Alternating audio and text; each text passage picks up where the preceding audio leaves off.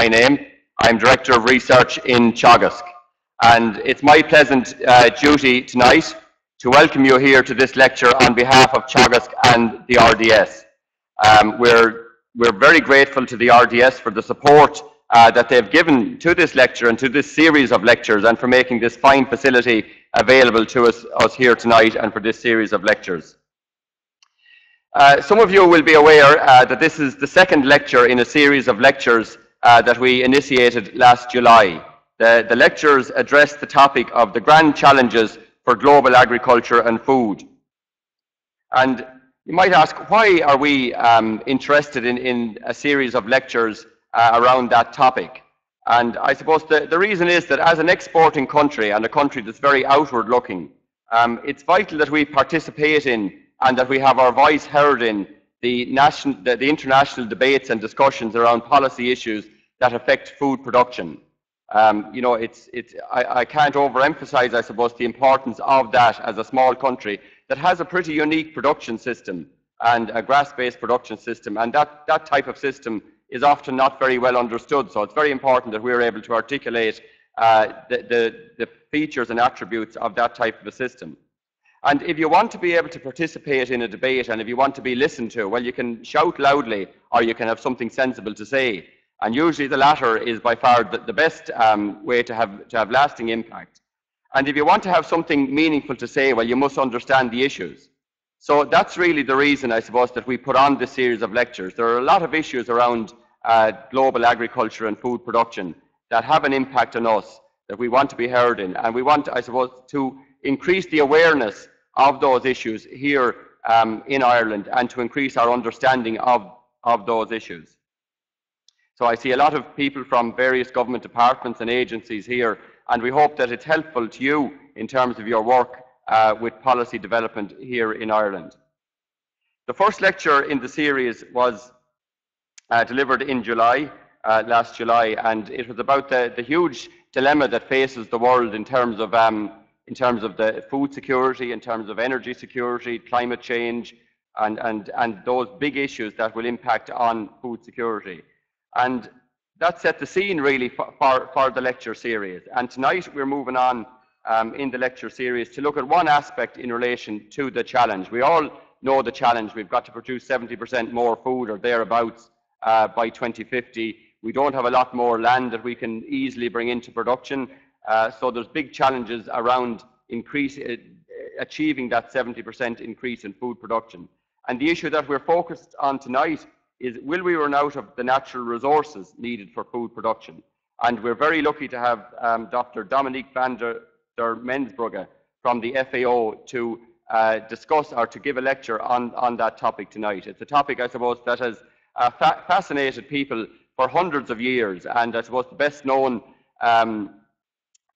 proponent of the idea that we will have problems in meeting food production was about 200 years ago, the series of Malthus essays that predicted a catastrophe for the world in terms of a dichotomy between the growth in population and the growth in food production. Now, 200 years later, he has been so far been proved to be wrong. Can we keep that going for another 50 or 100 years is, I guess, the question that we're going to try to answer here tonight. So the format for the evening is Dominique will give a lecture.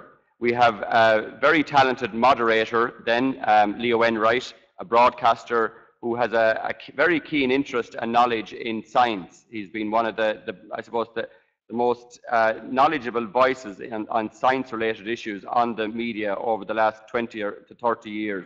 He's also a member of the Board of Governors of the Institute for Advanced Studies, so he's well-versed in scientific issues. Leo's job is to moderate the lecture and the following discussion. And for the discussion, we will have a panel of 4 people who will join us. For that, Leo will introduce them when they come up, and we will take questions from yourselves. We'll take tweets from the audience or elsewhere. The lecture is being live streamed, so we're going out to a global audience here tonight. So I'm very much looking forward to a very interesting lecture and a very interesting discussion to follow that. So I'll hand over to our moderator extraordinaire to get proceeding, to continue on proceeding. So if you'd, well, yeah.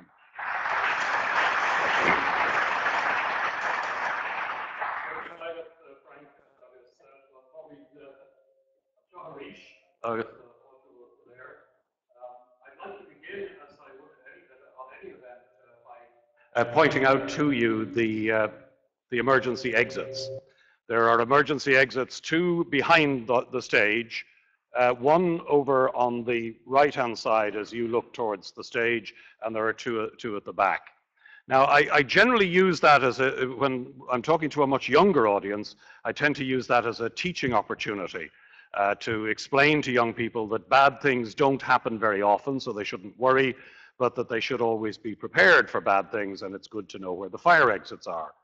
But on this occasion, as on the occasion of the last lecture, or I beg your pardon, actually the first lecture in this series, there's another reason why I'm showing you the exits.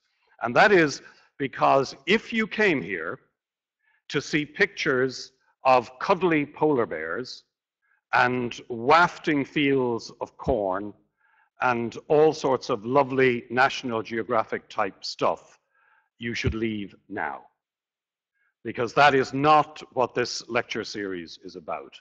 We have basically given our keynote speakers the remit of presenting as much information as possible in a relatively short period of time. So as with our last speaker, the first speaker in the series, John Beddington, you will tonight be presented with a lot of information.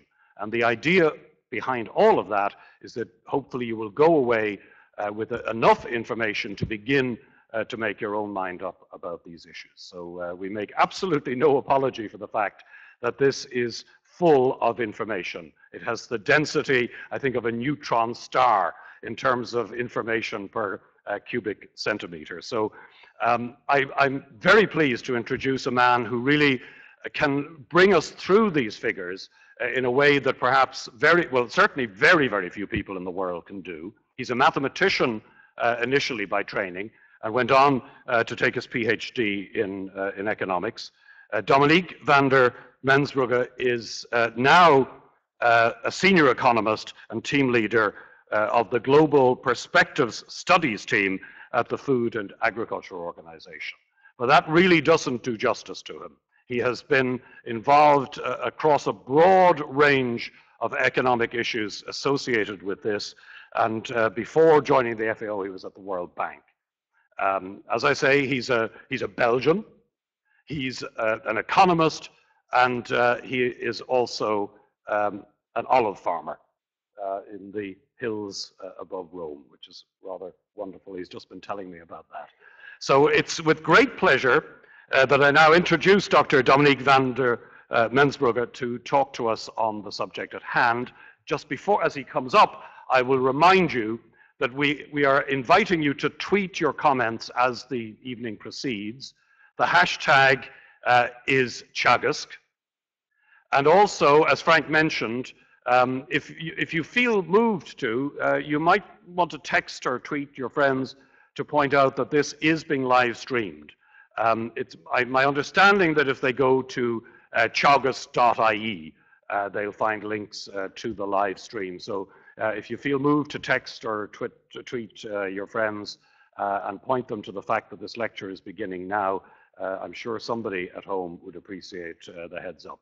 So Dominique, I'll call on you now to present our keynote speech. Thank you very much.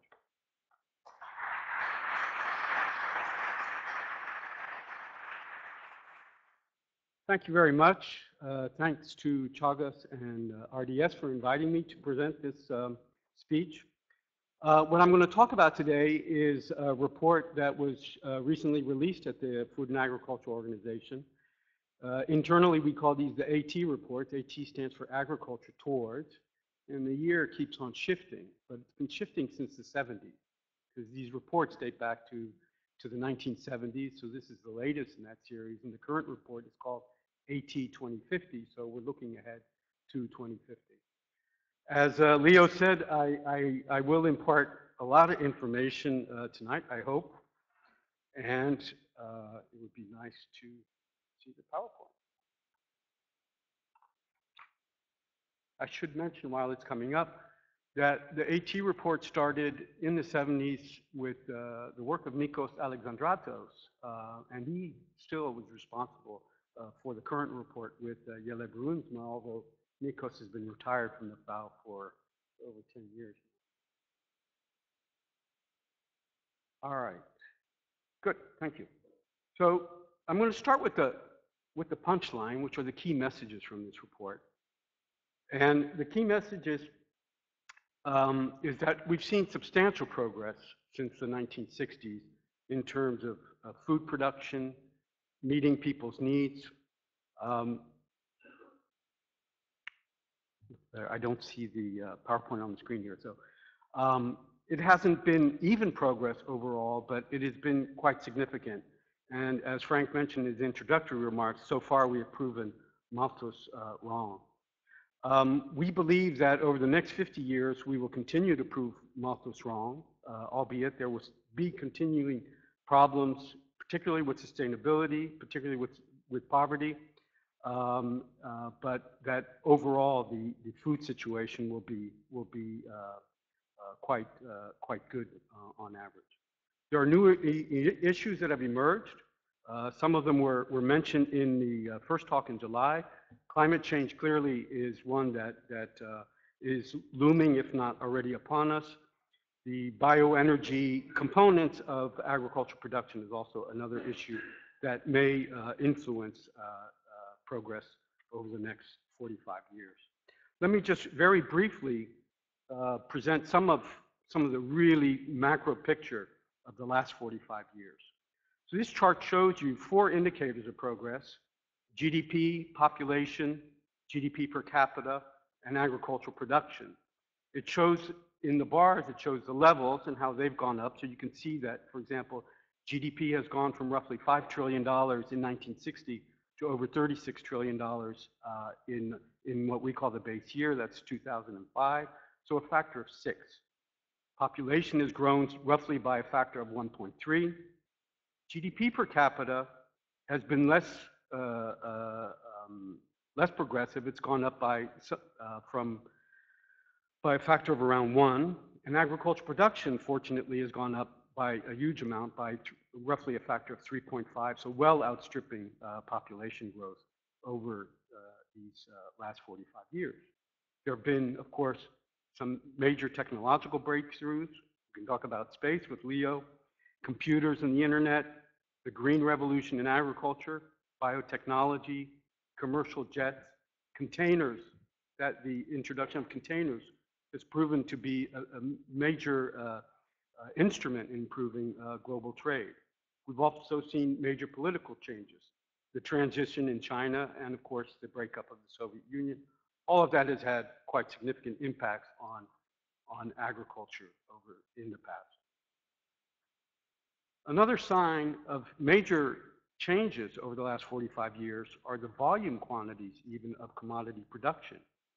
You can see that rice production, for example, has gone from 200 million tons to over 600 million tons. Same sort of progress for wheat, coarse grains. Meat production has increased dramatically over the last 45 years. So there have been, again, very, very dramatic changes on the agricultural production side. How has this happened? Largely, it has happened through yield improvements. We know that yield increases account for roughly 70% of growth in production over the last 45 years, with land expansion and crop intensity representing the residual amount. You can see that the growth in yield has been very uneven over time. East Asia, for example, has had yield increases that have averaged 3% per annum over the last 45 years. Incredible growth over that time span, largely due to the Green Revolution, but also increases in inputs such as fertilizers. But you've seen growth as well in South Asia, Near East, and North Africa. The lagging region, of course, is Sub-Saharan Africa, where yield growth was under 1% per annum, well below population growth. All right, and this is important as we look ahead as well, is whether yield growth can keep up with population growth, because in the absence of that, you're either going to have to import a lot of food or you're going to have to use other means of production. So in the case of sub-Saharan Africa, they expanded land quite significantly. This chart, whoops, sorry.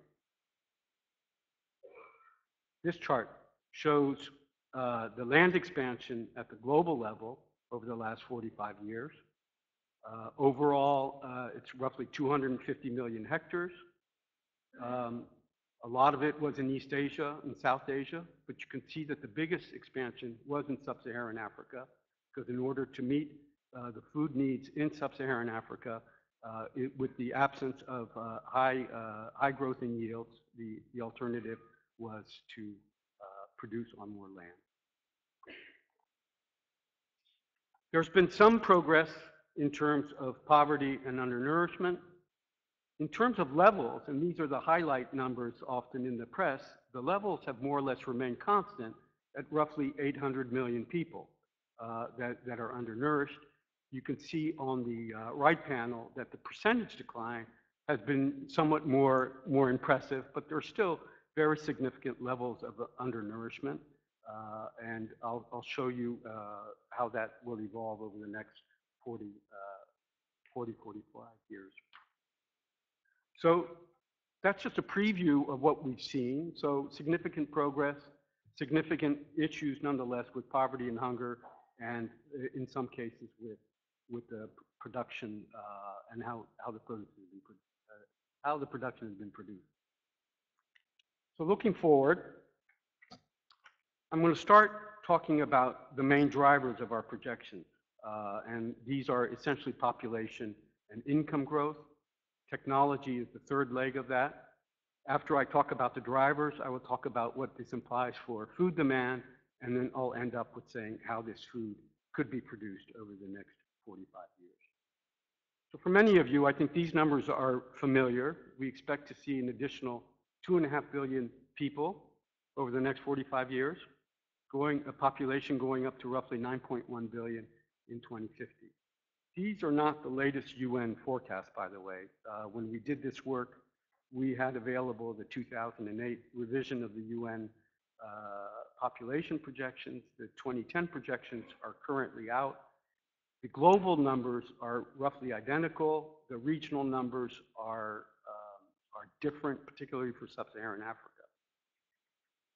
This chart shows, amongst other things, so this is the incremental population growth over the next 45 years. So you can see that the largest increments are in two regions, sub-Saharan Africa and South Asia. In the case of Africa, you're talking about an extra billion people, so an increase in percentage terms of 130%. South Asia, the percentage increase is less, it's only 48%, but there are currently many more people living in South Asia, so you nonetheless see an increase of almost 800 million people. These two regions together represent 2/3 of the incremental population growth. These also happen to be two regions where poverty is still very, very prominent. In the case of South Asia, you also have a region where natural resources are already quite limited. So if you're thinking ahead of the ability of these regions to feed their populations, you really have to question their ability to do so.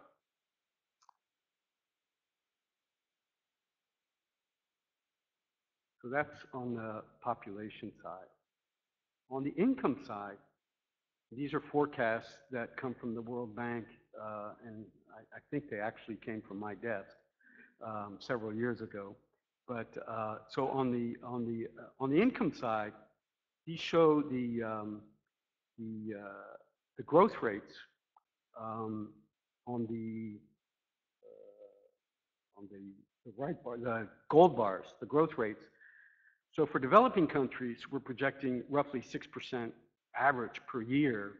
So the GDP will grow by almost a factor of 12 over that time span. Much lower growth for developed countries, not surprising since these are relatively mature. So you're going to see fairly significant rotation in output at the global level. We're already witnessing that. Everyone can go to any supermarket now and see that almost everything is made in China. So that's something that's going to be reinforced over the next 45 years. So most of the growth is going to be coming in developing countries. That being said, if you look at convergence, which means the relative per capita income, in this case, relative to the high income countries, you can see that the level of convergence is very, very low, perhaps with the exception of East Asia, where their projected incomes in 2050 would be roughly 40% of the high income countries. But a significant increase from today's 10%. Now, for those economists out there, you're going to ask me whether these are at market exchange rate or purchasing power parity exchange rates. These are market exchange rates, which we use for our projections. So the numbers would look different if we did it at comparing relative prices, but there's no perfect way to illustrate this. Sub-Saharan Africa, as you can see, there's absolutely no convergence. So essentially what this is signifying is that the per capita income growth in Sub-Saharan Africa will more or less line up with that in the high income countries. So this is not a particularly rosy scenario across the board. There's still much development that needs to occur well beyond 2050, particularly in some of the regions. Now, the world is full of uncertainties, and in these projections, we of course are dealing with many uncertainties. And I just wanted to illustrate that quickly with some of the scenarios that are currently being undertaken in the context of climate change. There's a UN agency called the Intergovernmental Panel on Climate Change, the IPCC, which comes out with regular reports on the changing climate, its impacts, and potential mitigation policy. And we are associated with this work. And there are a number of mostly economists that are working on what are called shared socioeconomic pathways, which I think is a terrible term, but that's what these have been called. And we abbreviate these to SSPs. So you can see here that we're working with 5 different pathways, all right? 1, 2, 3, 4, and 5. Now I don't show 2 here because 2 is basically our benchmark. What this is showing is the difference in population coming from the different scenarios. So if you look at SSP1, which is the rosy scenario, sometimes I call this the Middle Earth scenario, you can see that under that scenario, there'd be roughly 1 billion fewer people compared to SSP2, our benchmark. But under a relatively bad scenario, which we call the fragmentation scenario, this is one with very high inequality, poverty, low and dirty growth, that the population there would be some 1.2 billion. So if you line up the smallest or the biggest decrease, the 1 billion, with the largest increase, you're talking about a span of 2.2 billion people, which so that means we're dealing essentially with 9 billion plus or minus 1 billion. Yeah, so it's pretty significant differences over time. I can illustrate the same thing with the income, the different income impacts from these different SSPs. This shows, for example, if we focus first on East Asia and Pacific, these are, so the first bar is the 2007, where we are now, and then you have the minimum scenario in 2050. So for East Asia, that would be roughly $10,000. But the most optimistic scenario would have it going up to $30,000 per capita. So again, very large ranges, and you can see that those variances are quite high across all the different regions. So there are uncertainties in the drivers which are probably as important as the uncertainties in things like, for example, the climate, future technology, and the impact of climate on agricultural production. So when you're dealing with climate change, you're basically dealing a lot with uncertainty. All right, but I'm going to ignore that. The rest of this is largely going to talk about our benchmark scenario, which is, we often refer to it as a business as usual scenario. So this is one essentially without climate change. It's one where we ignore basically the uncertainty. So just to recall, we're talking about 9 billion people and then the GDP growth that I had shown in the first graph on income. So the output of that will be an increase in demand for food. So there's an increase in demand for food that lines up one-for-one for the increase in demand for population. So if the population goes from 6.5 billion to 9 billion, you need, without any income effects, you're going to need 2.5 to feed an extra 2.5 billion people. On top of that, you have the income effects. People get wealthier, they want to eat more. So this is the combination of both effects, population growth and income growth. And I'm showing here both the history since 1969 all the way through our projection. So just a few words on the history. You can see that 3 of the developing regions have done quite well over the last 40 years. East Asia and Pacific, notably, because there are 2 thresholds that are very important in these discussions. One is roughly 1,900 kilocalories per person per day. That's basically what humans need just to survive. All right, so that's a very poor diet, but it's one that allows humans to survive. So East Asia and Pacific, that's largely, I mean, China obviously is the big country there, but they were really at minimum levels in 1970. All right, in East Asia, and so in the other threshold is 2,500, where people are eating relatively comfortably, and East Asia and Pacific reached that level in 1990. So in 20 years they made significant progress, and the 3 regions now that are at roughly 3,000, East Asia and Pacific, Latin America, and Middle East and North Africa, they certainly have pockets of poverty and hunger, but overall they're in relatively good position. Sub-Saharan Africa, not too surprisingly, with its low economic growth and low production growth, agricultural production growth, is lagging behind. For us, the big puzzle is South Asia, dominated by India. India, since 1990, has had very high growth rate, and yet it's not showing up in these statistics. We have some explanations. It might be a combination of them. One of them might just be that our statistics are bad. That one doesn't seem to be too plausible because India is one of the best surveyed countries in the world, but it's possible that there are some issues with statistics. Some have offered cultural reasons, that the Indians just behave differently in terms of food compared to the rest of the world. Some people say that it may be because they're doing less energy-intensive work, labor work, and so they just reduced their intake because of that.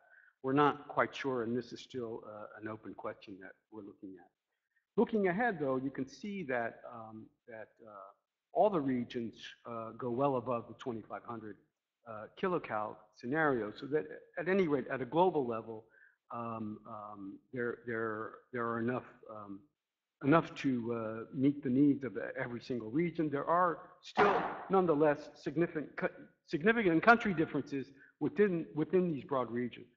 Another interesting facet of this graph, though, is that unlike most other commodities, their food levels actually do saturate at some point. So we may never saturate of going to the movies and many of the other things we consume, but food at some point we just don't eat anymore, or the intake slows down. So you can see that roughly at around 3,500 kilocalories, you get you get levels of saturation that show up, so that even if incomes were to grow much higher, you wouldn't expect to see food demand increase. too much. So that puts a brake on food demand. One of the other features we see looking ahead are changing diets. This is another very well-known feature. This chart shows the increase in kilocalories per person per day for the 5 major developing regions. The light blue is cereals, the yellow is roots and tubers, vegetable oils are the light green, meats are the red, the darker green is milk and dairy, and then you have sugar and other foods. And you can see clearly from this chart that there's a switch towards meats, vegetable oils, and dairy products.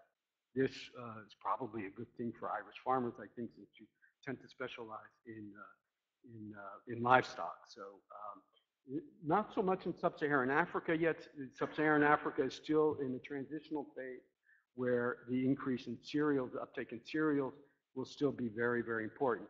You do see there's some negatives. So for example, in East Asia, you're going to see a decline in cereals intake as the East Asians continue to switch from staples towards livestock, oils, and dairy products. I've already mentioned this at the beginning of the talk, is the undernourishment. This shows the undernourishment pattern since 1990 through our projection period of 2050. You see both the levels on the top line and the percentage. So the percentage would go down from today's roughly 16% to 4%. So pretty significant progress over the next 45 years.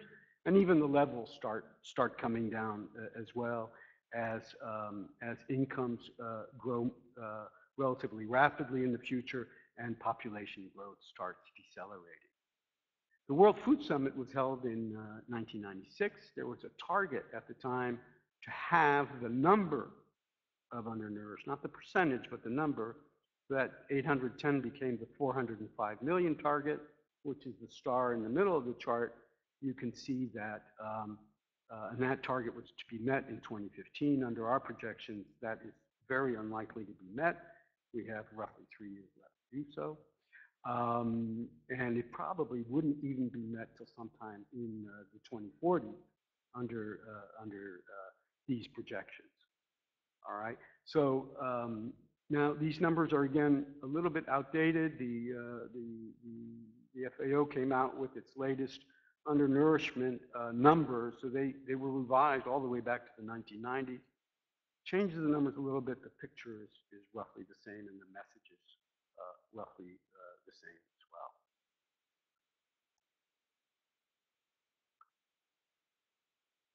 The other thing that emerges from these numbers, if you start drilling down then at the regional level, is that you're going to see an ever increasing concentration of the undernourished in sub-Saharan Africa and South Asia, but even in East Asia, it continues to persist even throughout the entire projection period. It's very hard to get the last poor people out of poverty or to feed the most undernourished. They tend to be in very remote areas, and policies often are difficult to affect the last poor people. Even in our countries, there's always 1 or 2% of the population that remains under the poverty line. All right, so that's on the demand side. All right, so we have decelerating population growth. We're starting to see saturation levels in food demand. So now I'm going to go to the production side and see what does this all mean? How are we going to feed these 9 billion people? All right. So the first thing on this chart, so this shows the past 45 years and the next 45 years, world, developing countries and developed countries. So in the last 45 years, we saw an increase of 170% in agricultural production at the global level. This will drop to 60%. And my apologies, I think it was Frank who mentioned the 70. 70 was revised to 60 sometime in the last few months.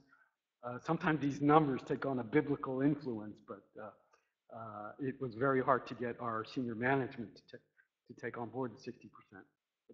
Very sharp decline in percentage terms, the production needed. So that 60% comes from the increased demand that we're projecting. At the global level, you have to have supply equal demand. There are regional differences. So for developing countries, we'd see an increase in production of 77%. So quite a lot, but then again, very small compared to 320% over the previous 45 years. Okay, so very sharp deceleration. And this, I guess, this is the positive side of the picture, is that we feel that what we need over the next 45 years is not nearly as much as what we had needed. Nonetheless, if you project these in terms of volume growth, and to some extent in terms of natural resources, that's what really matters, you still see very significant volume growth in particular cereals and other crops over, when you do the comparison. So again, the top bar here is the past, and the bottom bar is the future. So rice grew 400 million tons in the past 45 years. It's now going to be roughly 200 million tons. But, for wheat, still very significant increases. Maize as well. In maize, a lot of that is because of meat, the change towards a meat-based diet, so you need feed. Maize is also being used, of course, for biofuels. Roots, tubers, and plantains will have to increase significantly. And that's mostly coming from population growth in sub-Saharan Africa. Vegetable oils and meat. So the challenge, even if on a percentage basis, what's needed over the next 45 years is much less than what we needed previously, the challenge in physical terms is still very significant. All right. So how are we going to produce this? Well, here there's not much difference in our projections compared to what we saw over the last 45 years. What we're projecting is that roughly 3/4 of this will continue to come from improvement in yields. So, and this is significant in the sense that we needed roughly yield growth of 2% per annum in the past. To achieve this picture, we only need roughly 0.7% increase in yield in the future. All right? And that's because, of course, that the increase in production is much lower than in the past. Now, we break out the growth in production into 3 components. At the bottom is land expansion. All right, so it's roughly 20% of the increase in production will come from land expansion. A small component comes from cropping intensity. So this is multiple cropping, an increase in multiple cropping, particularly in Asia, but in other parts as well, or having land lie fallow for shorter periods of time.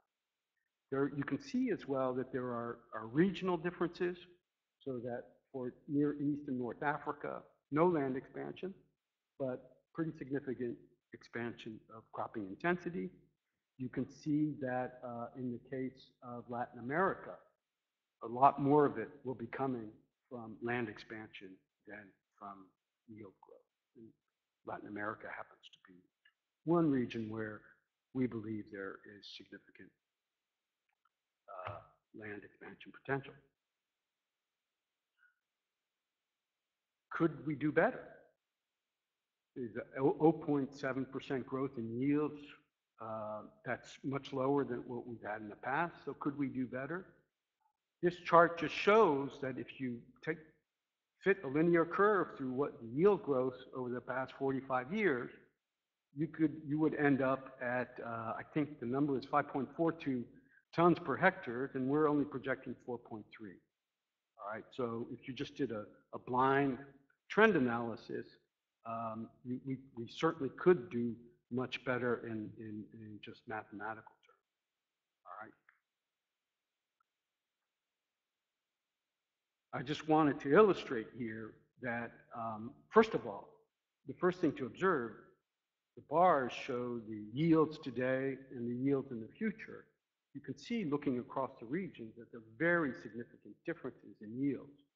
All right, so sub-Saharan Africa, roughly one ton per hectare, and East Asia, which is the star amongst these regions, at roughly 4 tons per hectare. So very sharp differences across regions. Now, some of this is, of course, coming from physical differences. We have what we call agroecological zones, and not every region is able to produce like every other region. They have different climates, they have different soils. But some of this is also coming just from differences in management techniques, in production technology, and a lot of that presumably is transferable. So there, you might see this and say, well, there's room for optimism. So first of all, very large differences across regions. Then you can see that we're projecting somewhat different growth in yields across regions as well. This chart is actually relatively optimistic for sub-Saharan Africa, with an increase of roughly 3.5% on average. I'm sorry, no, the growth is on the right axis, so roughly almost 2%. So basically, they would do what the globe average over the last 45 years, and much lower growth in East Asia.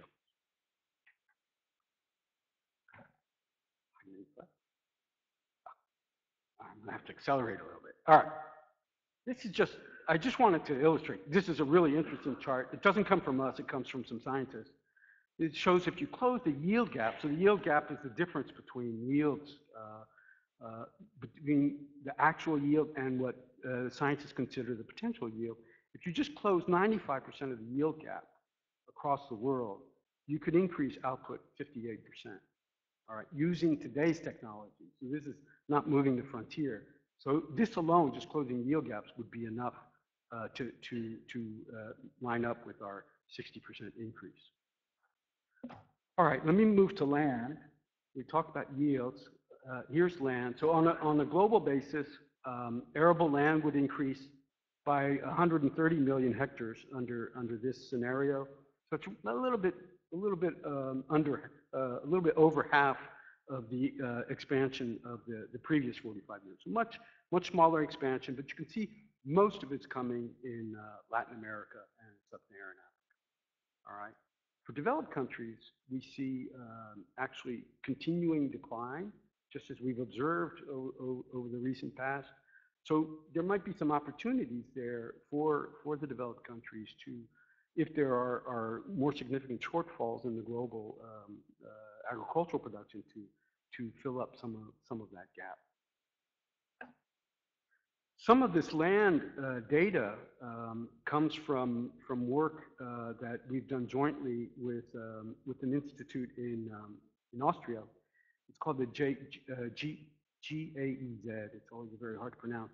And this is where we look at land at a very detailed level. I think it's roughly 10 kilometers by 10 kilometers. I won't go through this too carefully, but there are roughly 3.2 billion hectares of land available for expansion globally right now. And this is land that is either prime land or what's called good land for agricultural production. All right. If you take away forests and built up areas and protected areas, you're still left with 1.4 billion hectares of land. And the orange bar is that allocation of 1.4 billion across the globe, and you can see that according to these numbers, and these numbers are contested. They're contested by different groups, and there's a lot of uncertainty about them. But you can see that most of the available land is in sub-Saharan Africa, Latin America, to some extent East Asia, and then quite a bit still in developed countries. Another important feature, of course, of our agricultural production system is that we divide production between rain-fed land and irrigated land. And here, really what I wanted to show you is that yields are much higher on irrigated land. In fact, irrigated land provides, even though it's irrigated land is, I don't recall the number, but I think it's roughly 20% of total arable land. It's producing over 45% of total agricultural production. So irrigated land is very, very important.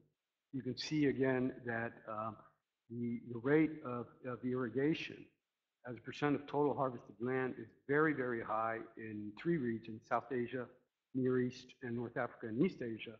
It's incredibly low in Sub-Saharan Africa, where it's roughly between 2 and 3%. This is again an area where the story is emerging that Sub-Saharan Africa is the region with the greatest difficulty. Briefly on water, the line shows the percentage of renewable fresh water that is being eaten up by irrigation across the globe. Very, very high in Near East and North Africa, over around 55%. Very high in South Asia, much lower in East Asia, and of course, the other regions. Finally, on resources, is fertilizer use. Again, this shows the consumption of fertilizers as measured in terms of kilograms per hectare. Very large differences across regions, and again, the lagging country in fertilizer use is Sub-Saharan Africa. And even though the growth rate of fertilizer use is likely to be very high in Sub-Saharan Africa, it's still coming off a very low base, and so we don't anticipate a significant improvement. Now, all right, so that's it for the numbers. I'm sorry I've flooded you with a lot of numbers. As Leo said, we wanted to give you a lot of information. Let me just talk a little bit now about where we go from here. First of all, the caveats, some of them I mentioned already. There's a lot of uncertainties on population, GDP, and technology. We don't have any specific behavioral assumptions there, but there's a lot of talk in our agency and in other places about should we be changing our diets. There's a problem of obesity. There are environmental problems with our meat-based diets. There are big issues on waste. The other caveat, of course, is bioenergy. We have a relatively mild bioenergy scenario here, but one could certainly envision a much greater role for bioenergy in the future. And then, of course, there's climate change. On climate change, just one last chart on numbers. This is work that I've been doing in the context of the IPCC. So these are the growth rates that we anticipate for the different scenarios between now and 2050 in terms of yields. All right, so at the world level, these are somewhat different from the FAO numbers, but I don't want to go too much into it. At the world level, roughly 1% per annum, that's that chart there. But then we ran these through different climate models and through different crop models, all right? And you can see that the DSAT numbers, so that's one crop model, it's called DSAT, you can see that it shows, for some regions, a very negative impact from climate change. If you focus on India, for example, under the DSAT model, there would be no growth in yields in India due to climate change over the next 45 years, which would be very, very dramatic, of course.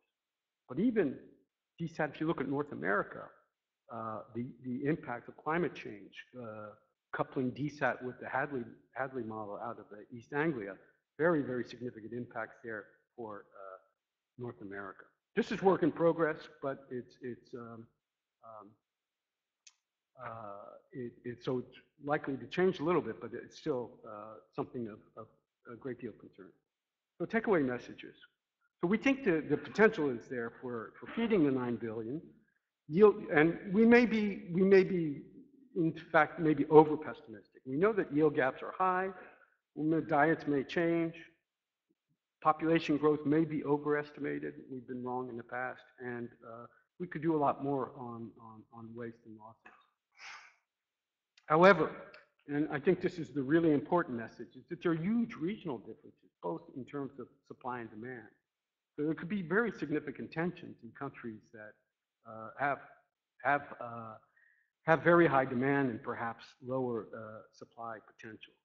Production sustainability is not guaranteed. We know there are many issues there.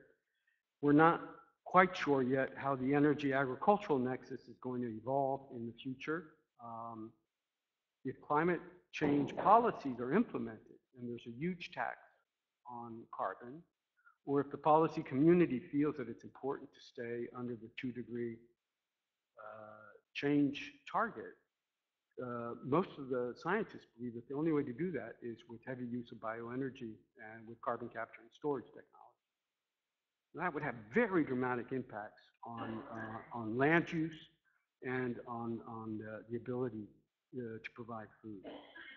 Climate change, again, we've talked about it. We talk a lot about the average changes in temperature and average change in precipitation. But perhaps what's most dramatic about climate change are the severe events and the intraseasonal changes. If the monsoon is shifted by a week or two in South Asia, that could have very dramatic effects on production in South Asia, which relies so much on the timing of the monsoon season. Just in terms of the priorities, I think clearly, as the charts illustrate, I think raising productivity in lagging regions, particularly sub-Saharan Africa, is probably the highest priority for many reasons, moral to begin with, but just because it's a region that has been prone to conflicts and the competition for resources could certainly be exacerbated. This implies raising R&D budgets, providing better and more modern inputs, investments in water infrastructure. We saw that irrigation only covered 2% of arable land. Financing has been a big issue in much of sub-Saharan Africa. Water management, very, very important globally, but particularly in South Asia and Near East and North Africa. The FAO and other organizations are looking a lot at climate-smart agriculture. In part, this is to limit the greenhouse gases associated with agricultural production. In terms of total greenhouse gas emissions, agriculture is roughly 17 or 18% on an annual basis. The other thing about climate-smart agriculture, of course, is to build in resilience to the inevitable effects of climate change. There are broader priorities. These priorities really are ones that emerge from our numbers, but when you, in the broader debate, safety nets, of course, are very important. Our new Director General has issued the Zero Hunger Challenge, so it's to eliminate hunger much more rapidly than our projections showed. I think improving domestic markets, particularly in sub-Saharan Africa, is critical.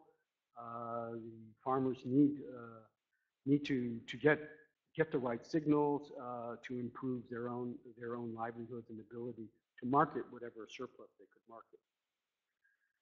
And finally, I think I haven't talked much about trade, but we've seen that with the price volatility of the last year, the trading system has been put to the test. Hasn't come out doing very well always, but also as the supply-demand imbalances become potentially greater over time, we're going to need a trading system that can meet the food security needs of all countries. So thank you for your attention. If you would like further reading, there's plenty available on our website. Thank you.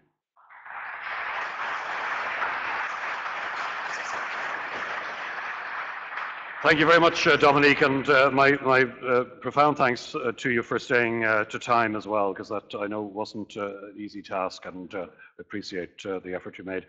Okay, so we're by no means finished, because we now get an opportunity to mull over Dominique's presentation, and I'm going to call on our panel of experts, as it were, who are going to contribute their thoughts on this. So I'll ask them to come up onto the stage, pretty much in the order that I'll be calling them. So that's Jim McCarthy, Frank Convery, I beg your pardon, Dennis Lucy, and Roger Schult.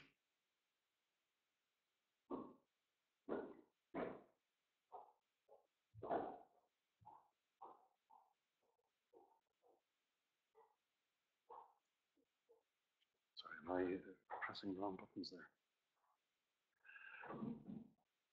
I'm going to ask them to contribute from where they're sitting. Just, I think it's more pleasant And unless anyone has nobody has a presentation today.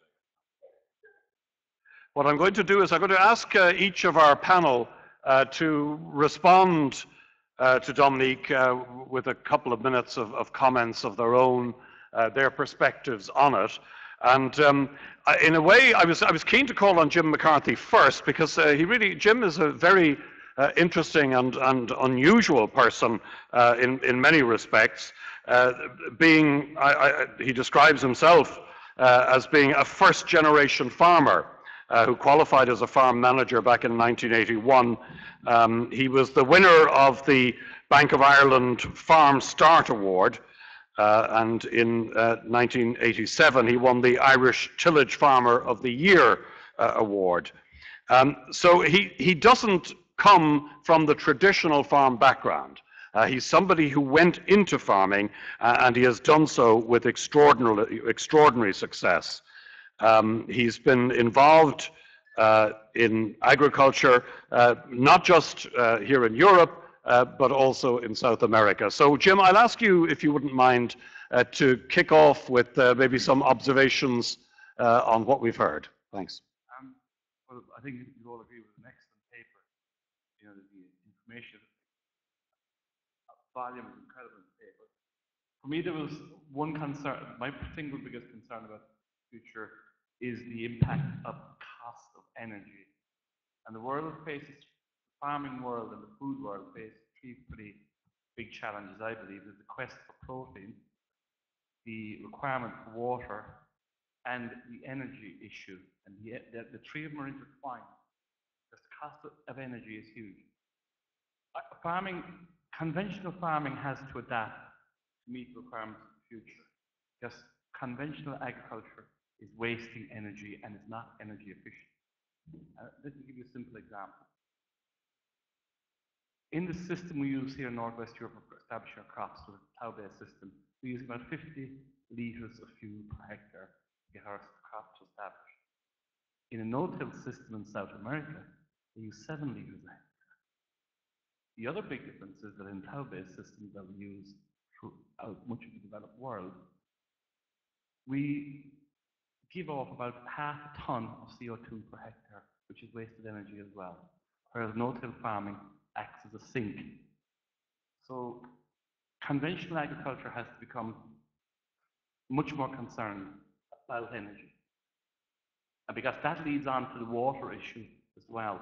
Because water, if you know, speakers spoke about irrigation.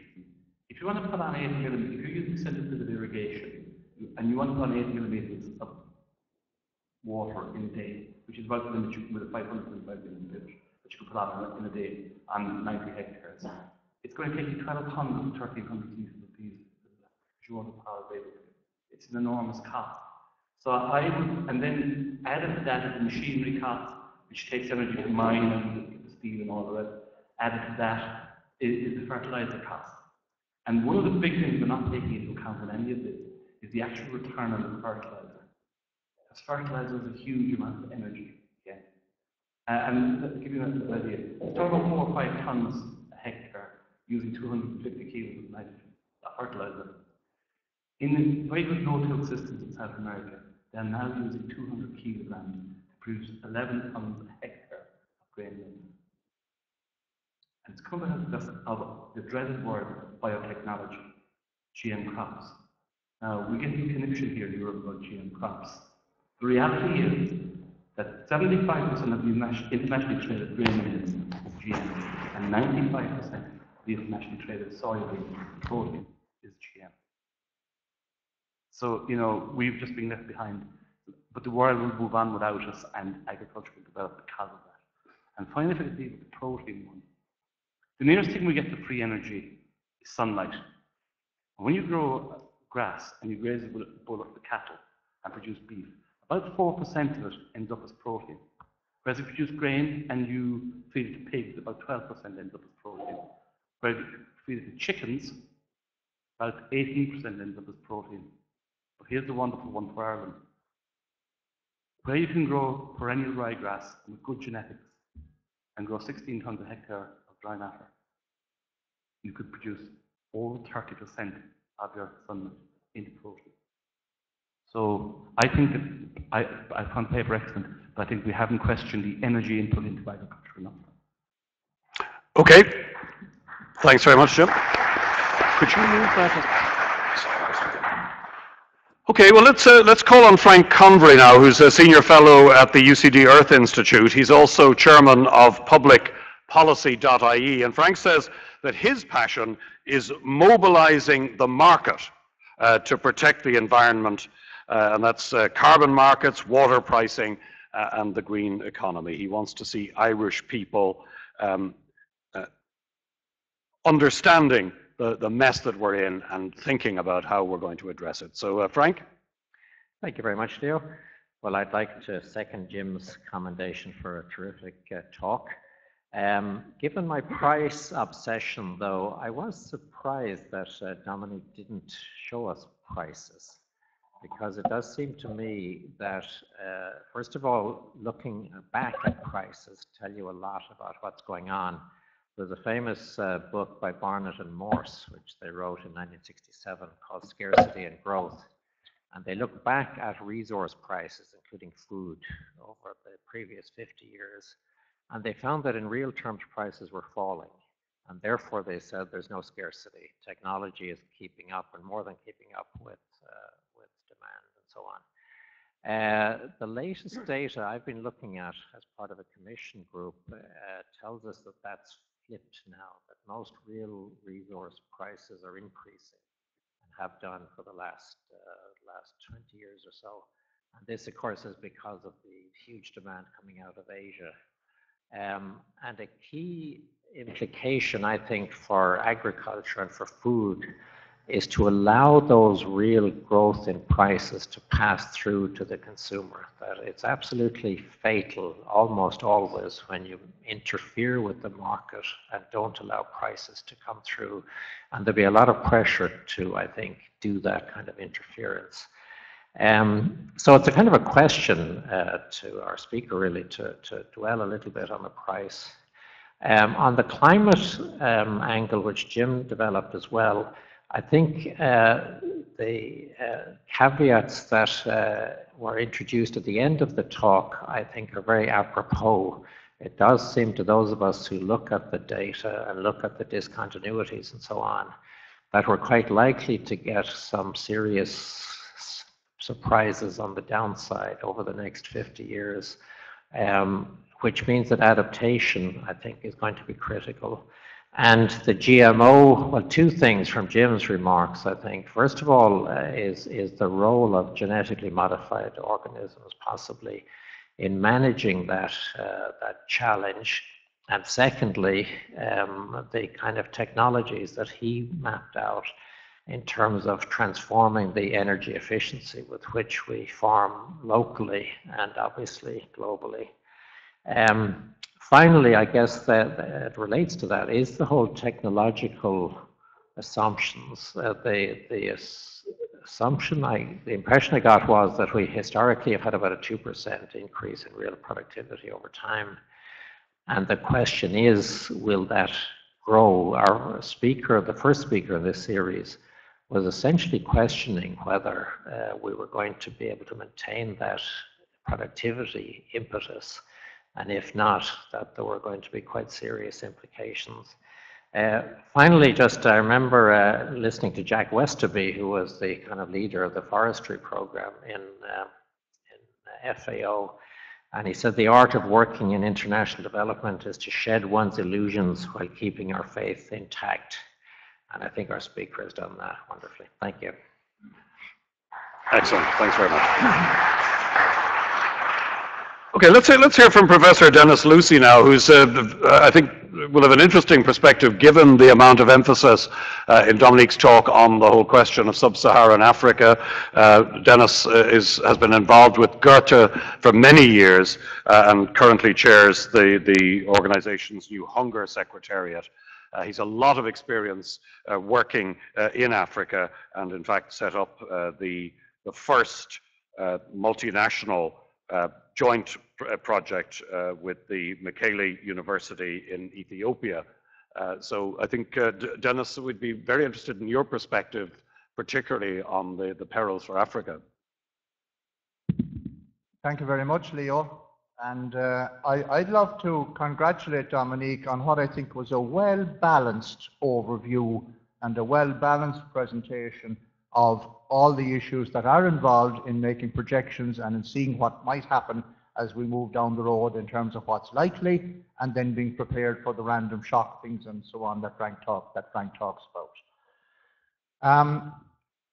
What I'd like to do first of all would be to move a little bit further down and drill underneath the national data and the regional data, and see among the places there, we saw sub-Saharan Africa, we saw South Asia. If we look at sub-Saharan Africa, it featured as an outlier time and time again, with both poverty, with hunger, with low yields, and with a stagnation in the growth of yields and various things like that. And if we start looking at the issues of, large numbers of people chronically hungry, large numbers of people very poor in sub-Saharan Africa, where are those people? On television, we see the slums in Nairobi, 3 million people living in squalid horror. But the vast bulk of the hungry and the poor, in Kenya, for example, and in many of the other sub-Saharan African countries, they are living out in the rural areas. Hunger and poverty are very much, 70–80% of it is rural hunger and rural poverty. And if we are to wait until the population increase out there gravitates towards the cities, or to wait until general economic growth and development in the big cities in Africa spreads out to benefit the people in the remote rural hinterland who are chronically hungry and living in poverty, we'll be waiting a long time for that to happen. So I think what we need to do is understand better the interactions, the two-way interactions between hunger and poverty, the two-way interactions between agricultural growth, agricultural investment, agricultural and food development, and poverty reduction. The hungry poor are in the rural areas. The population expansion of active people in sub-Saharan Africa will be in the rural areas, despite it being easier to televise the cities. We must enable growth. We must enable those people to be able to participate directly in growth. And that suggests to me then that what we must look at, and there's a lot of evidence that investment in agricultural activities, and particularly investment in a food processing industry locally, and building the value chains, building the supply chains, that contributes very immediately and more directly to hunger reduction and to poverty reduction than waiting for growth in other sectors to spread out from the capital city and generate incomes. So that's the first point I would like to make.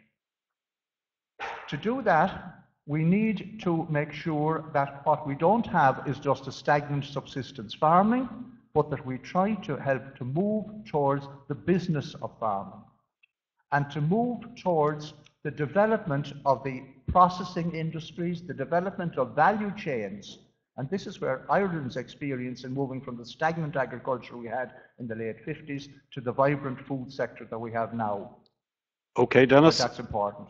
Thank Extremely important, and I might develop on some more of the issues. Yes, absolutely. There'll be a chance in the discussion. I just want to move along because we're getting tweets as well, and somebody strongly supporting your contention of the importance of raising productivity in sub-Saharan Africa. We got a tweet in from Shane McAuliffe who's saying very loudly, very true. So strong support for your position on that coming in on Twitter, and we're getting other tweets as well. So finally, I'm going to call on Roger to give us a few words. Roger is a former Teagasc Young Researcher of the Year. That's some time ago.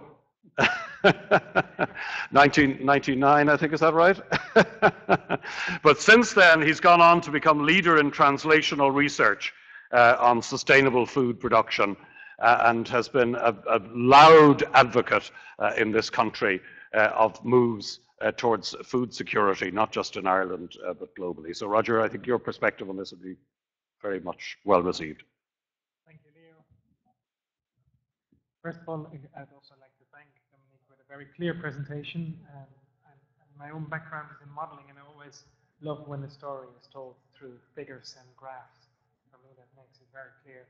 I'm always a little bit envious of the FAO, because the FAO always has these databases and these statistics and the numbers available to crunch and to come up with projections. More seriously, though, I'm reassured to some extent by the positive message coming out of the projections and the presentation, in that, in principle, the take-home message I take from your presentation is that there is potential to produce enough food by 2050. Indeed, in my own experience as well, there is huge scope around the world for increasing both yields and increasing, to some extent, the arable area. And in many cases, it's simply a case of just add water. And where in the West we often talk about growth projections in the single-digit percentages, in many places in sub-Saharan Africa that I've seen, you're realistically talking about 100% growth potential through relatively simple steps and measures. Now, I'm not in the position to comment on the figures presented here, but I would like to add one or two observations to what was presented this evening, and also to what the other panelists contributed. So while I'm delighted that there's potential to increase the food production, it's a very different question on how that can be achieved. And the fact that potentially it's possible to feed the world in 2050 makes that question of how we're going to achieve that only more pressing, only puts an even bigger onus on us all to make that happen. Between potential and realistic, I see two roadblocks that need to be taken away for the potential to be reached. The first one relates to resources and inputs. And Jim already mentioned energy and nitrogen, which is energy-intensive fertilizer. But there are other inputs that are equally finite. Phosphorus is an intrinsic part of this increase in yield and productivity, yet phosphorus is a finite resource. And I've seen many projections about when peak phosphorus will occur, from 30 years from now to 150 years from now. All the projections are probably wrong. We don't know the figure, but one thing is for sure: phosphorus is a finite resource, and the price of phosphorus will go up, and that will affect the likelihood of increased yield, particularly in the poorest countries, where the cost of fertilizer is already a constraint on raising productivity. Water is another issue that was mentioned. Yes, there's huge potential for increased irrigation, but that also comes at a price. There are large areas in India where the crops are irrigated from groundwater, and the groundwater levels are falling rapidly below sustainable levels. Also, we've seen in Ethiopia, which surprisingly to some is a country with a very high rainfall, efforts to capture that rainfall and use it for irrigation, but that is already leading to diplomatic strains with Egypt, which traditionally has the water rights, or most of the water rights is denied. And then finally, land. Land is also a finite resource, and it's well known that soils in the developing regions are far more vulnerable than in the West. But not only that, when it comes to land resources, we're also talking about the big emerging issue of land grabbing, where foreign countries or foreign companies buy up huge tracts of land in developing countries to secure their own food supply in the long term. And we've even seen examples where tens of thousands of hectares in Mozambique were bought up by an English biofuel company to produce biofuel in areas that otherwise could produce food. So the input resources I foresee as a main roadblock that we need to address in order to achieve potential. The other roadblock is all those other factors, not directly related to primary production, that stand in the way of feeding the 800 million people that are currently undernourished. And there's many different factors that differ by country, differ by region, and some of them have already been mentioned. The lack of storage facilities. Many farms in Tanzania that we visited a month ago produce more than enough food, but the problem is they can't store it. And half the food, if it's not sold or eaten, is rotting away.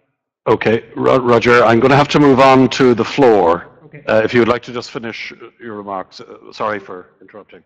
The take-home message is, yes, I'm delighted that there is technically the potential to reduce undernutrition.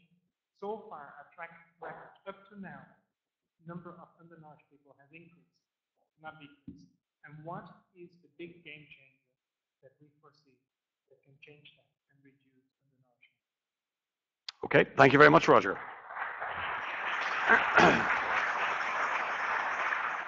Now, I propose to open it to the floor in a moment. We have microphones on the floor.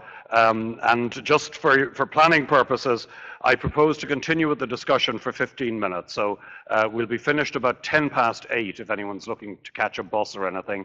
That's my current intention, is to call on our thank you speakers at 8:10. But just if I could return briefly to Dominique and ask you to respond to our speakers, but particularly I think to Dennis and his comments about Africa, because we're getting a lot of tweets on that subject. I mean, one example is Nubian Cheetah has tweeted to ask, is Africa ready to climb the value chain in agriculture? And maybe if you wouldn't mind addressing whether you think there are grounds for hope, Dominique, or not.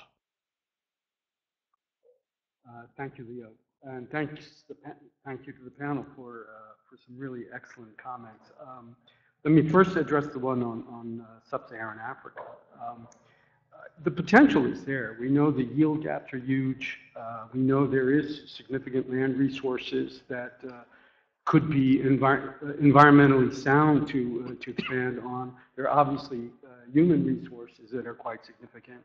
I think largely the problem is one of financing. I think they need huge investments, be it in irrigation, be it in roads, because marketing is really important. If they're going to get hooked onto the value chains, they have to be able to sell their products. And if you're living in remote areas, it's just not going to happen. So the issue in sub-Saharan Africa isn't exclusively an agricultural one. It's a development problem writ large. So I think that we need to view the whole value stream from the farm level all the way up to the regional capitals, to the bigger cities, and eventually to the world markets. The other issue I wanted to address was the one of prices, because I think given the current context, this is one of huge importance. Agricultural prices over the last 100 years have been in decline relative to other prices. The price spike came somewhat as a surprise to many of us analysts. Looking ahead, I'd say I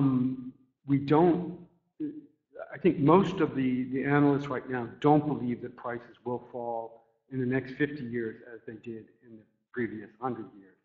In part because there will be some cost push coming from energy prices. Land prices are going to go up as well because of scarcity. So prices will probably not fall as they have in the past. But as our numbers tend to suggest, demand is going to be slowing down significantly as well. So even though there are more constraints on the supply side, with demand coming down, our view is that prices will more or less stay in balance with where they are right now. So those are the two major things I wanted to address. Okay, thanks very much. Now I'm going to turn to the floor, and I have a question right at the back, right at the very back. And I'll ask I'm happy to take questions and/or comments, but I would ask you to be relatively brief because I'm going to try and get a number of people, and I already have people offering in the front as well. So please, go ahead. Hi, Chris Addington. There's a common problem with the presentation, despite the sincerity, and that commonality can be seen in the economics prizes for the Nobel Prize, and that is economists, so-called economic scientists, are essentially mathematicians who are fast-tracked into economics with no science training, no science qualification, no science experience, and zero understanding of engineering. And that is why the presentation, although sincere, is totally wrong in numerous ways. It would take a long time to go into all the details, but there are fundamental flaws throughout. Getting on to Dennis Luce's comment about Africa and Kenya. Kenya is the wrong model to be looking at. South Africa is the one should be looking at, and the decline that is happening there, bearing in mind that it's the most developed nation in South Africa. So focus should be directed towards South Africa and the chaos that's coming out of it. Okay, Dominique, do you want to take that up? That the wrong people are looking at the problem? It's a fairly direct criticism. The only answer I have right now is that the FAO is a big organization. This report is the effort of a huge amount of people. Many of them are scientists, agricultural scientists, or climate scientists, or experts in water, experts in land use issues. So it's a collective effort. I mean, it's quite possible that we're all wrong, but it's not coming out of simply the computer models of a single economist. Yeah, but the errors are similar to in the physics science. Einstein was wrong when he said E equals mc squared. It does not, because Isaac Newton was wrong. There are fundamental flaws in the physics side, and what I'm putting across is there are fundamental flaws on the economic side. And until one starts focusing on an engineering approach, you'll never solve the problems. Okay, well, thank you for that intervention. I have somebody at the front here. Hi, Dan Feeney. Thanks for the presentations. They were great. A comment and a question. First is Doha this week in terms of the climate targets. Obviously, people are saying that they should be set on more on consumption than production. It's much more easy to hit the targets of consumption than production. So that's more of a question. And the comment would be the slide showing the history of South Asia, primarily India, the undernourished percentage at 22% has stayed the same. So with water becoming a larger and larger problem, how do you get that sticky number under 20, or, you know, obviously with the population increases in India as well? Do you want to take that? So India is on. There are resource constraints in India, and that's clear. And water is one of the major ones. So, but the projections we have show that with better management of water. So I think the numbers are roughly 30 to 35% of the irrigated water in India just lost away. So there's better management of the water resources that enables them to improve the efficiency of water and eventually feed. If these countries, though, in these projections, countries remain more or less self-sufficient in food.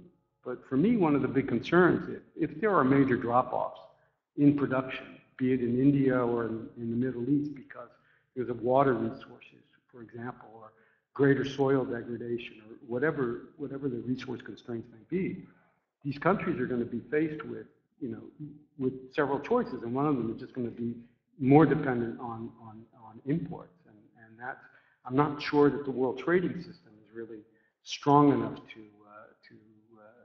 meet the potentially greater import demands from some of these countries. Okay, I have a question down the back there. Is the problem posed by bioenergy related more to the fact that it's being produced from crops that are food or feed? Whereas, what about the production from microorganisms and such other forms of bioenergy?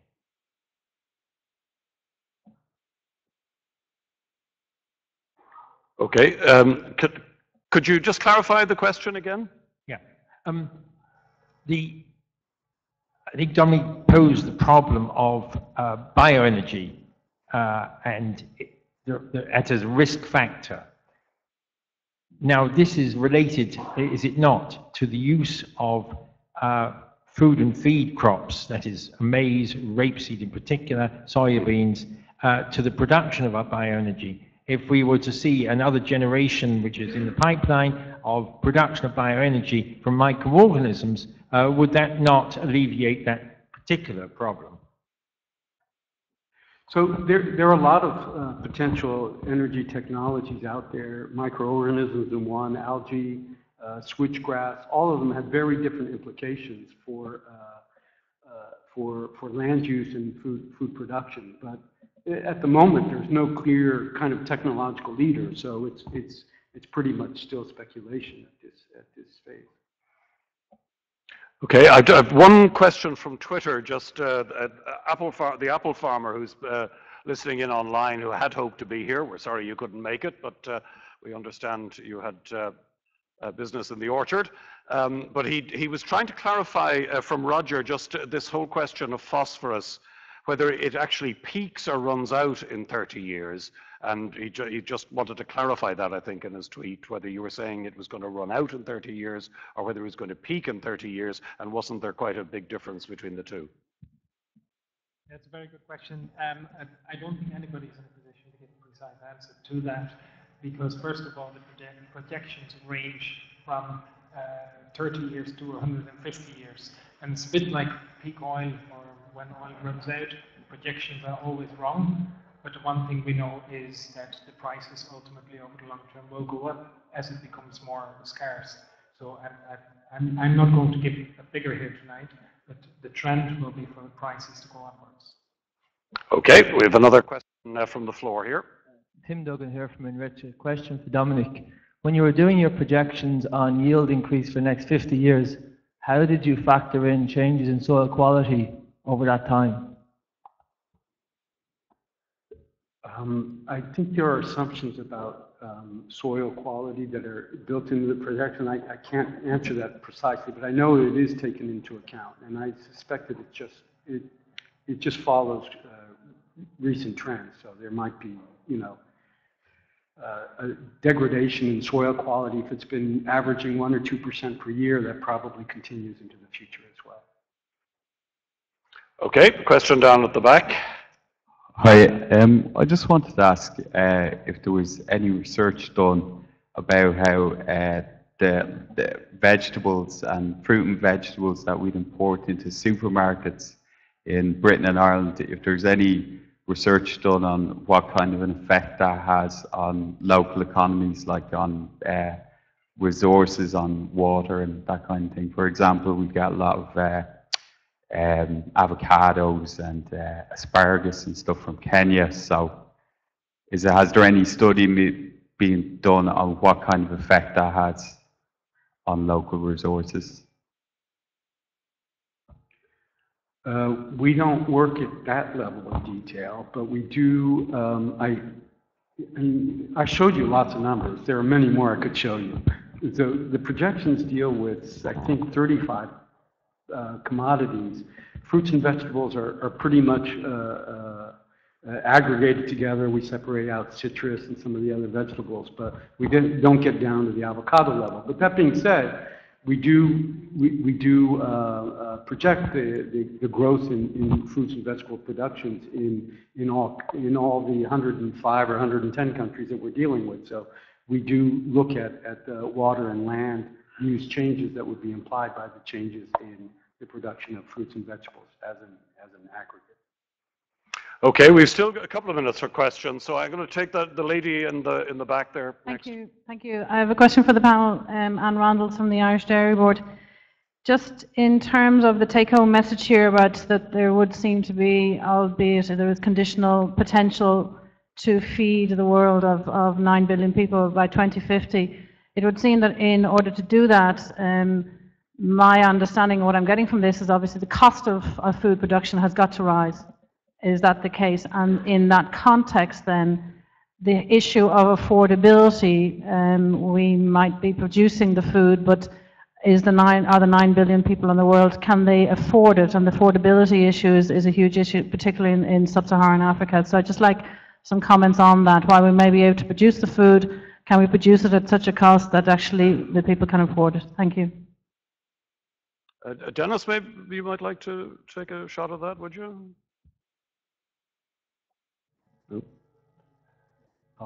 So I already discussed the issue about prices. So we don't see any major increases in prices. It's a good question though, and it's one where we're a little bit schizophrenic, because when prices go up, we cry disaster, and when prices go down, we cry disaster.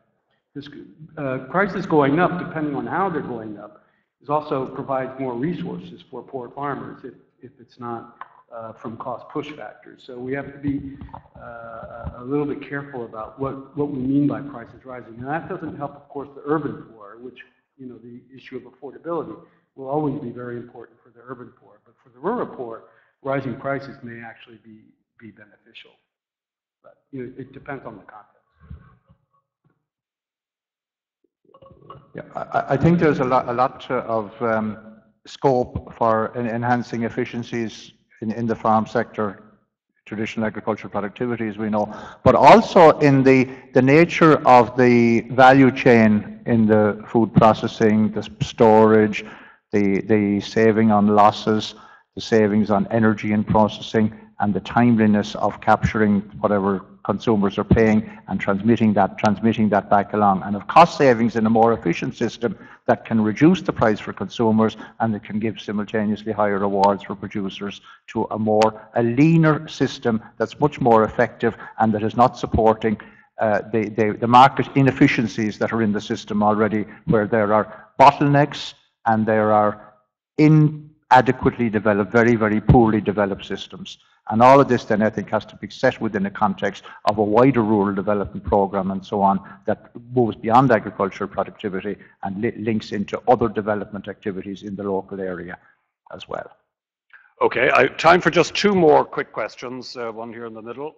I just have, thank you very much, Dominic, for your presentation. I just have one comment and two questions. My comment would be, I think there's a misconception maybe in Europe and in Ireland in particular that we need to feed the world. And my understanding would be from working with farmers' organizations internationally that the world is very much capable of feeding itself. There's an issue with trade, which I don't think we addressed here. And that issue with trade is that we have an agro-export model in Europe, especially in Ireland as well, which imports a lot of feed and exports a lot of meat and dairy products. And at the same time, there's a consensus in the panel that there's a need to strengthen domestic markets. I don't see how we can square that with doubling domestic production for export in Europe. So that's a question of the panel. How do you address that issue of agro-exports from Europe with strengthening markets in sub-Saharan Africa, for example? And the second question I would ask is just because the issue arose about biotechnology, for example, and there's a report that was released by Oliver de Schutter, who's the UN rapporteur for the right to food, who I imagine has access to similar statistics and information as Mr. Mensbrucher. And he said that agroecology and small-scale agricultural production and supporting small-scale farmers was actually the best way to ensure food security. So I'd like to hear what the panel says about Mr. de Schutter's comments, and he's informed. Thank you. Okay, I'll take a couple of comments from the panel on that, I think. I know Dominique really actually tried to avoid the whole issue of trade because it's just so big. It's a whole area, I think, of this whole discussion, and it just, but do you want to take a quick shot at that, and then maybe if somebody else on the panel wants to offer on it? Everyone knows that the international trade, particularly in agriculture, is a very skewed system. So I think once the incentive structure is put into place where everyone is facing the same market signals and there's a level playing field, I don't think there's any specific issue there. Ireland, you know, I would assume has a comparative advantage in meat production and probably in meat exports just because of its own population and income level. So, and there's in principle, there's plenty of opportunity as the market, particularly for meats and dairy products, is certainly going to grow over the next 45 years. So I don't see that as a particular issue. I think, and the context has changed as well compared to the 80s and 90s, where where the objective of North American and European policies was certainly producing exportable surplus. I don't think that's the current objective.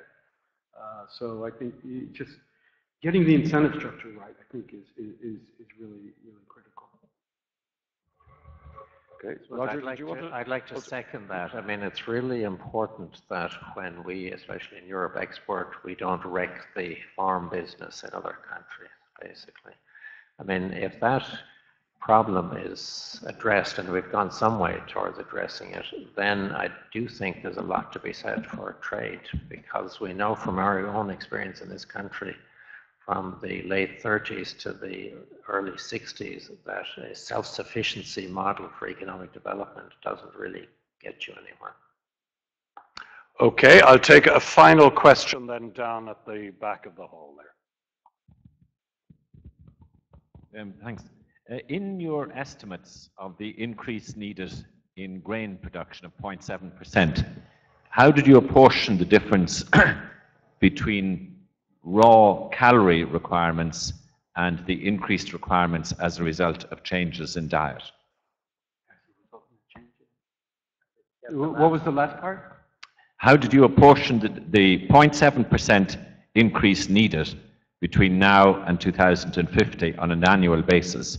How did you apportion that between the need for actual extra calories and the need for extra grain coming from changes in diet in the more prosperous, as countries become more prosperous? All right, I will take the liberty of interpreting your question, but so the increase in demand is done by component. So we first look at food demand, and there it's basically population and income and the change in diets.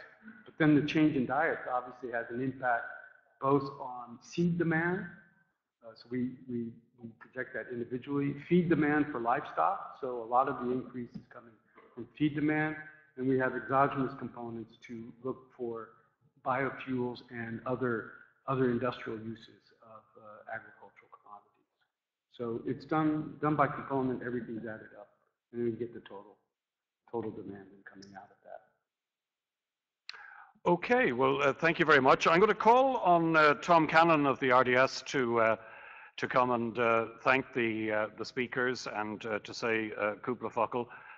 But while he comes up, I just had one question of my own, if I may, just an area that a bit like the trade issue, it's a broad issue that could be the subject of its own meeting, perhaps. But this year is the UN Year of the Cooperative, which of course is appropriate for Ireland because of Horace Plunkett. But one of the issues that's been raised consistently by the cooperative movement is the role of women in food production and the failure up to now to properly recognize the role of women, the fact that 40%, more than 40% of the people actually in the fields producing are women, and yet they don't have the access to the levers of power that would allow them to generate the sort of productivity that the cooperative movement argues could be unleashed by empowerment of women. So I just wondered if anyone on the panel wanted to say a few words about what we can do to empower women to engage in the productivity that Dominique so urgently and fervently is looking for. It's not an issue I'm very familiar with, so I will just put in a plug for a recent report. It came out 2 years ago. It's called The State of Food and Agriculture. It's an annual report by the organization. 2 years ago, it was done on gender issues. It's a high priority within the organization. In that report, I know there was some estimate of how much production would increase if female farmers were given access to the same type of financing and inputs as male farmers, and it was not an insignificant number. So we are quite cognizant of the issues there. I think just a thought, I mean, the logic of that from economic and social grounds is absolutely compelling. All the evidence supports that you get a big increase in output. The key things are education and property rights. So that's unambiguous. The big interesting question is how do you get it to happen? And we haven't figured that out. I think this is an extremely important area for the future, and the Irish Hunger Task Force, as you know, recommended a focus on smallholder farming, also on nutrition in households. Isn't that very compelling for the role of women as the mediators of nutrition, as the mediators of health and sanitation, and household cooking and water management and sanitation, as well as their fabulous role in particularly in farming. And one of the things that Gorta has been doing is looking beyond conventional agricultural productivity in places like Uganda and Kenya and so on like that, and looking at a wider issue of an area and its people, and building the nutritive value of food and the nutritional availability in the area through various means, and also setting that then in a wider context of sanitation, of health, and all of the things that together go to make a healthy, vibrant community that can have the seeds of beginning some of their own prosperity in the rural areas with the income that's generated by healthy people who are able to do things and who are able to plan. And if we can get market systems and so on to support that and to reward people not just for producing calories, but to reward the systems that deliver nutritious food and that can lead to other spin-off activities. And in Keringet, where we have programs in Kenya, the women or groups are very, very actively involved in the delivery and in the design of those. Okay, well, Gurmila Yves Galair, I'm going to call now on Tom Cannon from the RDS. Thank you, Leo. Ladies and gentlemen, my name is Tom Cannon. I have the dubious privilege of being Chairman of the RDS Committee of Agriculture and Rural Affairs. We're delighted to host tonight. You're all very welcome indeed. I hope you get some insight into the work of the RDS from tonight's event. We're perceived as a promoter of horse shows, concerts and events, but basically our reason for being is that we're a benevolent foundation, and we're founded in 1731 with the specific aim of advancing agriculture, arts, industry and science in Ireland. And tonight was a great opportunity to practice that. It's founded in 1731, we're inclined to live on our history a bit, and it's great to have an opportunity to look forward like we did tonight. Thank you to our speaker tonight, Dominic van der Meltsbrugge. He gave us a very interesting talk, a very balanced approach, and unlike what Frank O'Mara said in his introduction, and he mentioned our good friend Malthus, who had lovely prophecies of doom and gloom, and I always have a vision of sliding down the right-hand side of the normal distribution curve. The picture he painted was a very balanced one, and certain grounds for optimism. I think that we should actually have a closer look at ourselves. He showed population growth slowing, but agricultural output, food output increasing, and that the future, in spite of all the traps and so on the way, may not look as bad. Thank you also to our panel, Jim McCarthy, Dennis Lucy, Frank Convery, and Roger Schulte, who made very, very worthwhile contributions. Partly biased, being a fellow farmer, I was delighted to see Jim McCarthy there. And Jim is a man who not only he practices what he preaches, he has become involved in South America, being another generation back into Argentina, and I think quite successful by all accounts. And last of all, thank you, last but not least, thank you to our facilitator, Leo Enright, who did an excellent job tonight. And I was wrapped in amazement there because we're all associated with Leo and space missions. And it was a brilliant performance. Well done, Leo, and thank you very much. So thank you, everybody. Thank you to Teagasc. And may I wish you a safe journey home, and to remind you that we hope to see you all in about 6 months' time for the next lecture in the series here. Thank you very much indeed.